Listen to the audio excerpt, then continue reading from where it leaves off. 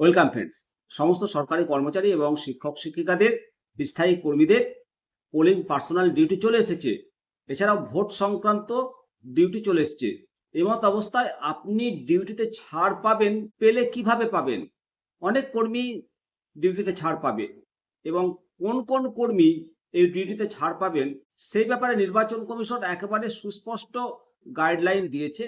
তো চলুন কোন কোন কর্মী এই ছাড়ের পর্যায়ে আসবে সেটা নিয়ে আলোচনা করব আপনাদের সঙ্গে। আমি শিবরাম সরকার। প্রথমেই আপনাদেরকে জানিয়ে দিই যে এই যে নির্বাচনী ডিউটি, এটা নির্বাচন কমিশন এই ডিউটি পালনের ক্ষেত্রে যেমন কঠোর তেমনি যথেষ্ট মানবিক। সমস্ত সরকারি কর্মীকে যে ঢালাওভাবে ভোটের ডিউটি করতে হয় তেমনটা নয়। বিভিন্ন শারীরিক এবং পারিপার্শ্বিক প্রতিকূলতার কথা মাথায় রেখে নির্বাচন কমিশন এই গাইডলাইন তৈরি করেছে। নির্দেশিকায় স্পষ্ট বলা হয়েছে যে নির্বাচনের ক্ষেত্রে নারীদের ক্ষেত্রে নির্বাচন কমিশন যথেষ্ট সংবেদনশীল।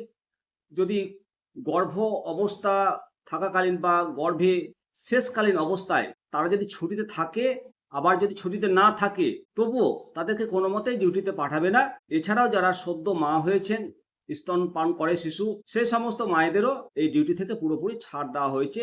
আবার কোনো মহিলাদের যদি চিকিৎসার কারণে কোনো ভারী কাজ নিষেধ থাকে, সেই ক্ষেত্রেও এই ডিউটি থেকে ছাড় দেওয়া হয়েছে। সাধারণত মহিলা কর্মীদের ক্ষেত্রে নিরাপত্তাটা অত্যন্ত জরুরি। এবছর মহিলা কর্মী প্রচুর নেওয়া হয়েছে, প্রায় 52,000 মহিলা কর্মী নেওয়া হয়েছে।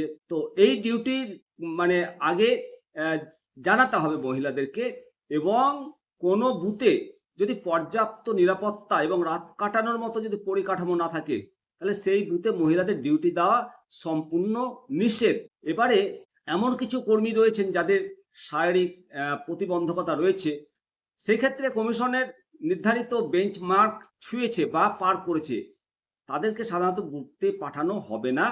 তবে এমনও কিছু বুথ গঠন করছে নির্বাচন কমিশন, বিশেষ চাহিদাপন্ন সম্পন্ন কর্মীদের দ্বারাই এই বুথগুলো পরিচালিত হয়। সেখানে তাদের পোস্টিং দেওয়া যেতে পারে, তবে তাদের যাতায়াতের জন্য পর্যাপ্ত ব্যবস্থা করতে হবে এবং এদের পোস্টিংটা র্যান্ডম পদ্ধতিতে না করে বাড়ির কাছাকাছি সুবিধাজনক বুথে এদের পোস্টিংটা করার কথা রয়েছে।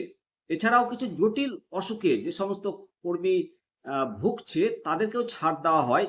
আর বয়সের কারণে যাতে অযথা হয়রানি না হতে হয়, সেই কারণে যাদের অবসরের 6 মাসের চেয়ে কম সময় বাকি রয়েছে, তাদেরকে ভোটের ডিউটি করাবে না বলে জানানো হয়েছে। এবং অবসরের পর যারা আবার নতুন করে ডিউটিতে যোগ দেন, তাদের ক্ষেত্রেও এই ছাড় রয়েছে বলে জানা গেছে। পাশাপাশি ব্যাংক, এলআইসি, তারপরে বিএসএনএল মতো টেলিকম যোগাযোগের জরুরি পরিষেবার ক্ষেত্রে কিছু বিশেষ কর্মীকে এই ছাড় দেওয়া হয়েছে। এবার আপনি যদি এই ক্যাটাগরিগুলোর মধ্যে পড়েন, তাহলে অবশ্যই আপনার নাম যদি চলেও আসে তাহলে বাদ যাবেন। ভালো থাকবেন, অবশ্যই কমেন্ট করবেন কমেন্ট সেকশনে। জয় হিন্দ, বন্দে মাতরম, ভারত মাতা।